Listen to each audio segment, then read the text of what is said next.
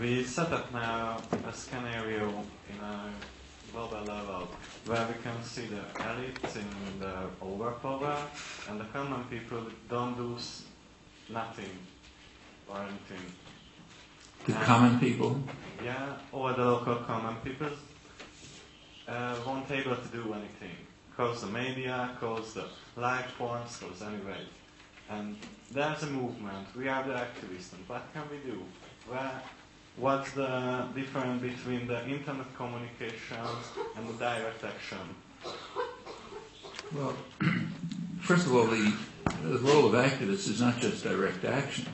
I mean, direct action has its place, but the direct action, by direct action you mean like sort of demonstrations or breaking windows or whatever, that has its place, but its role is education.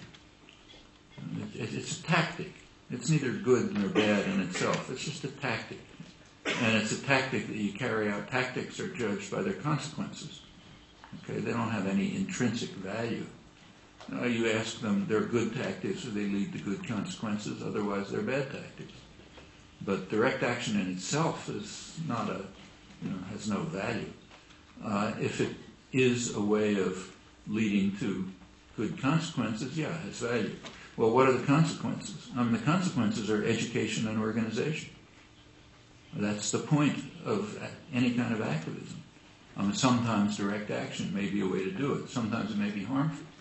That's what you have to ask. What about other techniques like consciousness-raising groups, or working wherever you happen to be to try to get people organized to take control of their own little part of the world, whatever it may be, in a workplace or a community or a family or anything else? Well, that's another kind of activism. And organizing groups to join the World Social Forum is another kind.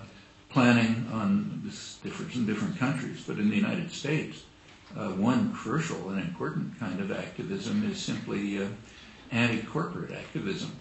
For the first time ever in the United States, and it's important, there's the beginnings of a movement to try to dismantle corporations. And they are illegitimate institutions. They have no right to exist. And their control is very fragile. They know it. It's in principle easy to eliminate them and dismantle them. They understand it. And a large part of the corporate effort to appear benevolent, like give away cheap drugs to the poor and this sort of thing, is an effort to make sure that the population, actually you can read it in court decisions, right? They advise them to act benevolent so that an aroused population will not take away their rights, which are artificial rights. Well, for the first time there's the beginnings of some kind of consciousness about that, and groups organizing to do something about it, and little parts of the country which are preventing corporations from functioning and so on. Those could grow into very powerful movements. It's much more important in the United States than in Hungary, just because of their role in the international economy. But similar things can happen anywhere. Well, what's the right choice? Well, we're back to that question again. It depends on an assessment of circumstances, of the conditions in which you live, on your own self-examination, what are you willing to do. But there's no reason why the common people, everybody, can't be organized on these topics. People have interests and concerns, and mostly it's the same interests and concerns. People do feel helpless, but they're made to feel helpless. There's a major effort to make them feel helpless, and they really aren't. There are plenty of controls, but the controls can be dismantled and overthrown. After all, just take a look at the last century.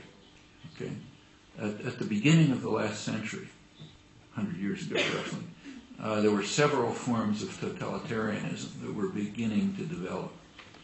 Okay, one of them was fascism, one was Bolshevism, and a third is corporations. They are all forms of totalitarianism. In fact, they come from the same intellectual roots. They all come from neo-Hegelian ideas about the rights of big organizations over the rights of individuals.